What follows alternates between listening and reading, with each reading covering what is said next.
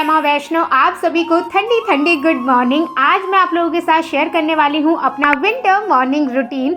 वैसे तो मैं 15-20 मिनट से बिस्तर में लेटी हुई हूँ, मेरी आंखें खुल गई थी, लेकिन ठंडी इतनी ज़्यादा लग रही थी कि बिस्तर से बाहर आने का बिल्कुल भी मन नहीं कर रहा था। लेकिन जैसे तैसे आलस को धक्का मारकर मैं बिस्तर से बाहर आ ही गई। उठते ही मैं सीधा बालकनी में ठंडी ठंडी हवा खाने के लिए आ जाती हूँ और आज का मौसम भी बिल्कुल वैसा ही है, हल्की हल्की धुंध लगी हुई है।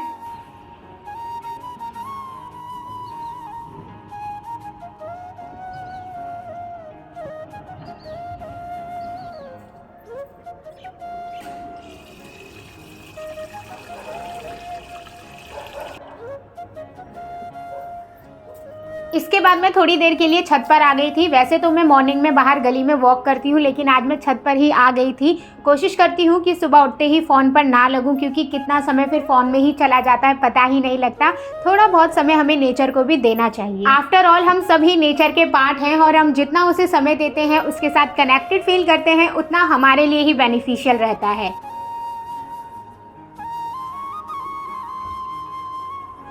और छत पर आकर इस तरीके से पेड़ पौधों के साथ समय बिताना, उनको देखना मेरे टाइप की थेरेपी है। इनके आसपास मेरा मूड बहुत ही लाइट रहता है और मुझे बहुत अच्छा लगता है। ऐसा लगता है जैसे मेरे अंदर की सारी नेगेटिविटी इन्होंने ले ली है और अपनी सारी पॉजिटिविटी मुझे दे दी है।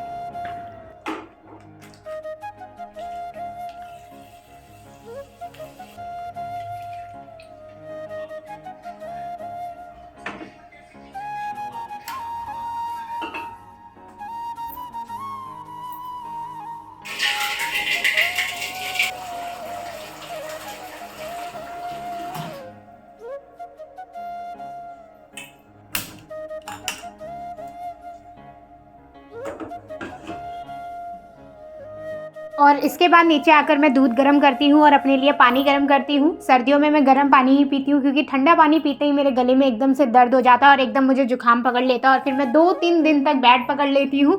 इसलिए मैं पहले से ही कोशिश करती हूँ कि गर्म पानी ही पीऊँ और कॉपर के गिलास में ही पीऊँ। आपको कॉपर के गिलास में या बॉटल में पानी पीने के बहुत सारे फायदे होते हैं। आपको हार्ट से रिलेटेड कोई डिसीज नहीं होती, आपको कैंसर नहीं होता, आपकी स्किन ग्लोइंग और जवान भी लगने लग जाती है। मैं इसे बहुत ज़्यादा गर्म कर लेती हूँ, इसलिए धीरे धीरे चाय की तरह थोड़ा थोड़ा करके पीती रहती हूँ।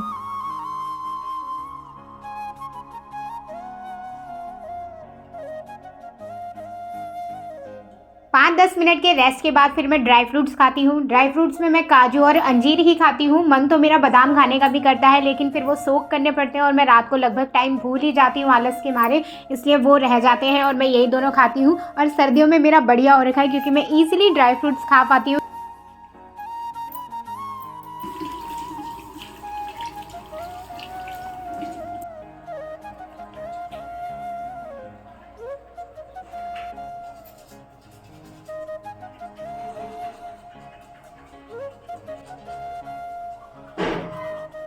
इसके बाद फ्रेशन अप वगैरह होकर ब्रश वगैरह कर मैं सिंपल पानी से मुंह धो लेती हूँ। सुबह मैं फेस वॉश वगैरह यूज़ नहीं करती हूँ। फेस वॉश तो मैं आजकल रात को भी यूज़ नहीं करती हूँ, क्योंकि मेरी स्किन बहुत ही ज़्यादा ड्राई है, वो और ज़्यादा ड्राई हो जाती है। और मुंह धोने के बाद मैं बस मॉइस्चराइज़र ही लगाती हूँ, क्योंकि नहाने के बाद स्किन केयर तो वैसे भी करना ही है, तो अभी मैं बस इतना ही करती हूँ। इसके बाद मैं रेडी हो गई थी योगा करने के लिए। आज बाहर वॉक करने गई नहीं, तो सोचा योगा करके ही थोड़ी सी बॉडी की मूवमेंट कर लेती हूँ।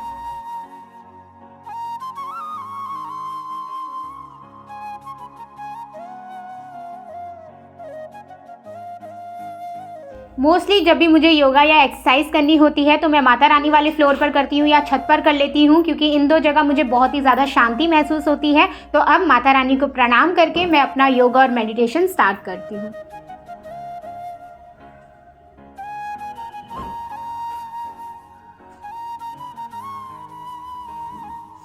सबसे पहले मैं मेडिटेशन से स्टार्ट करती हूँ, ताकि मेरे अंदर की सारी चीज़ें खाली हो जाए और मन अच्छे से शांत हो जाए और पूरे दिन के लिए अच्छे से रेडी भी हो जाए। मेडिटेशन करने के बाद मैं थोड़ी देर अपनी बॉडी को वार्म अप करती हूँ और इसके बाद मैं अपना योगा स्टार्ट करती हूँ। योगा मुझे उतने अच्छे से करना नहीं आता है, मैं अभी भी लर्न ही कर रही हूँ। उसके मुकाबले मैं एक्सरसाइज ज़्यादा अच्छे से कर पाती हूँ।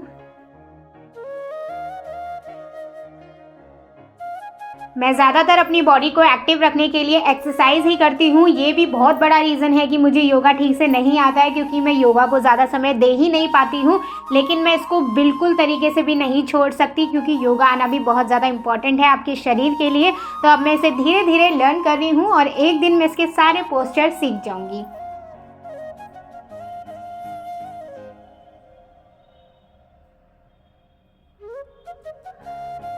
और योगा की सबसे ख़ास बात मुझे ये लगती है कि आपकी पूरी बॉडी की फ्लेक्सिबिलिटी बहुत ज़्यादा अच्छी हो जाती है, आपकी नसें खुल जाती हैं, तो ये मुझे बहुत ज़्यादा अच्छा लगता है। लेकिन मेरी नसें पूरी तरीके से जाम है और मैं धीरे धीरे कोशिश कर रही हूँ। ये देखो, मेरे से ये वाली एक्सरसाइज भी ठीक से नहीं हो पा रही, पैरों में इतना ज़्यादा दर्द हो रहा है।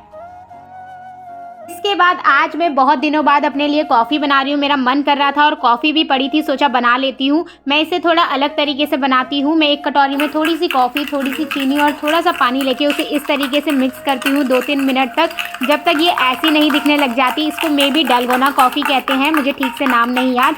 इसके बाद मैं 1 कप में दूध लेती हूँ ठंडा, और उसमें ये डाल लेती हूँ। जैसे आपको कॉफ़ी हल्की हल्की कड़वी लगती है ना, तो इस तरीके से बनाने से बिल्कुल भी कड़वी नहीं लगती।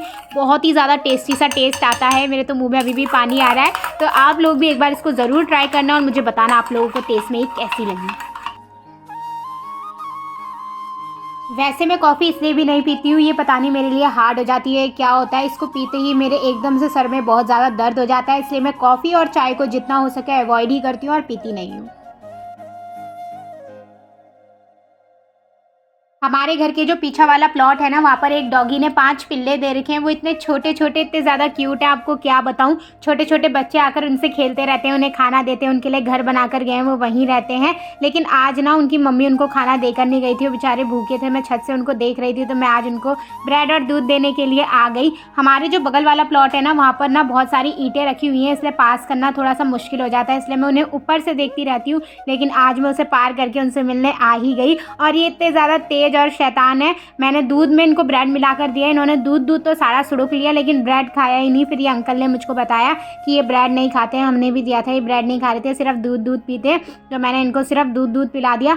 मैं इसकी मम्मी को भी ढूंढ रही थी, क्योंकि वो बहुत ज़्यादा पतली हो गई है बेचारी, उसको खाना नहीं मिल रहा है या क्या हो रहा है पता नहीं। और फिर बच्चे भी यहाँ दूध पीने वाले, इसलिए बहुत ज़्यादा पतली हो गई है। मैं उसे ढूंढ रही थी और मैं ढूंढ कर लेकर भी आई, लेकिन उसके साथ भी सेम प्रॉब्लम थी, वो ब्रेड नहीं खा रही थी, वो उसको दूध चाहिए था। इसलिए क्या करती, फिर थोड़ा बहुत दूध उसको भी पिलाया। और मुझे इन लोगों से मिलके सच में सेल्फलेस लव का मतलब समझ आता है। इनको ज़रा सा प्यार कर लो, ज़रा सा कुछ खिला दो, तो ये बस आपके ही होकर रह जाते हैं और आपके ही वफादार बन जाते हैं।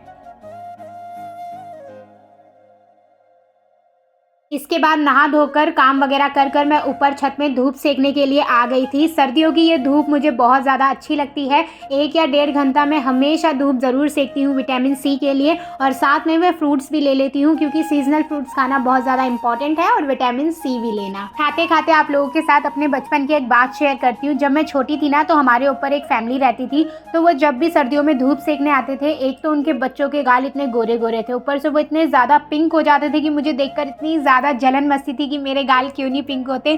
फिर मेरी मम्मी मुझे चुप कराती थी कि चुप हो जा, ये ना खाने पीने से होते हैं, तू टमाटर खाया कर, फिर तेरे गाल पिंक हो जाएंगे। और मैं मान भी जाती थी। और मेरे अंदर एक और अच्छी आदत है कि मैं कभी भी ये फ्रूट्स वगैरह कुछ भी खाती हूँ ना, तो इनके छिलके डस्टबिन में या इधर उधर नहीं फेंकती हूँ, मैं इनके छिलकों को वापस से प्लांट्स में ही डाल देती हूँ। इसके बाद मैं नीचे चली गई थी बहुत बड़ा काम करने। आज हम बेड और अलमारी की सफाई कर रहे थे। सर्दियों के कपड़े बाहर निकाल रहे थे और गर्मी के जितने भी कपड़े हैं जो कम यूज़ होने हैं वो अंदर कर रहे थे। दीदी ने मुझे मेरा कॉलम दे दिया था सारा निकाल कर कि जो जो तेरे काम किए उन्हें बाहर रख, बाकी सब अंदर डाल दे, और सर्दियों के कपड़ों के लिए जगह बना। अब मैं फटाफट से काम करती हूँ और इसके बाद मिलती हूँ।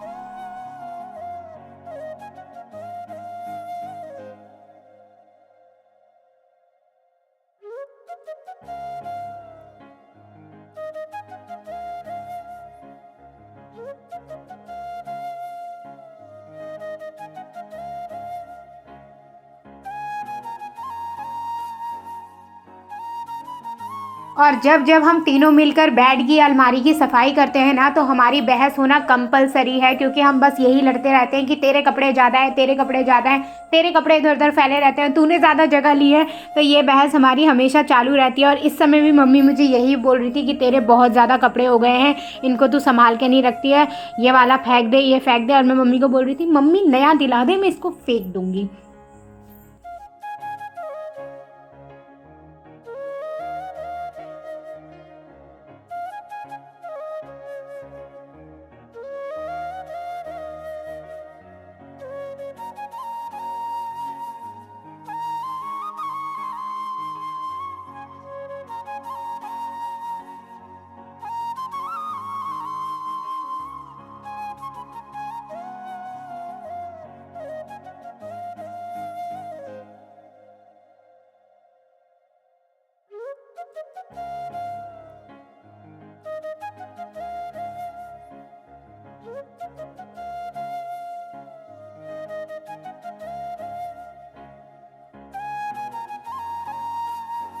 सफाई करने में कब 2-3 घंटे निकल गए पता ही नहीं लगा। सफाई करते करते हमें लॉकडाउन का लूडो मिल गया। इसने हमारा बहुत साथ दिया था लॉकडाउन में। सोचा आज छत पर जाकर इसे फिर से खेल ही लेते हैं।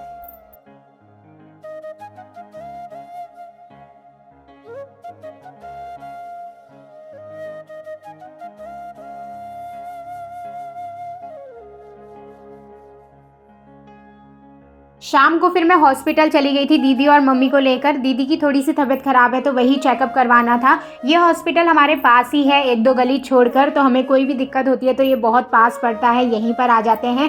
और आज है world cup India versus Australia का, तो हम शाम को आकर सारे मिलकर वही देख रहे थे और होप कर रहे थे कि काश इंडिया जीत जाए। अच्छी गेंद के अंदर आई। वैसे तो क्रिकेट मुझे बहुत ज़्यादा पसंद है, लेकिन मैं इतना देखती नहीं हूँ। मैं यूजुअली तभी देखती हूँ जब इंडिया वर्सेस पाकिस्तान हो या फिर इंडिया वर्ल्ड कप के लिए खेल रही हो। तो आज हम सब मिलकर बैठकर देख रहे थे और जब जब विकेट गिर रहा था ना, क्या मज़ा आ रहा था। शुरू में तो लग रहा था इंडिया जीत जाएगी, लेकिन हुआ नहीं।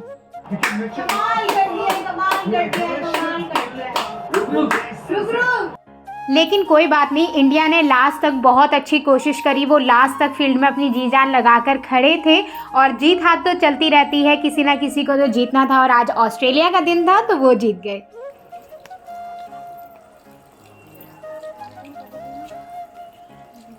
उसके बाद दीदी को थोड़ा सा अनईजी फील हो रहा था तो मैं उसको बाहर गली में लेकर आ गई और हम दोनों थोड़ा वॉक कर रहे थे और मम्मी ऊपर खाना बना रही थी। तो बस अब खाना खाएंगे और आराम से सो जाएंगे। यहीं पर ही मैं वीडियो को एंड भी करती हूँ। आई होप आप लोगों को वीडियो अच्छी लगी हो। वीडियो अच्छी लगी हो तो वीडियो को लाइक कर देना, चैनल को सब्सक्राइब कर देना। मिलती हूँ आप सबसे बहुत जल्द नेक्स्ट वीडियो में। तब तक अपना ध्यान रखना। Okay, bye bye.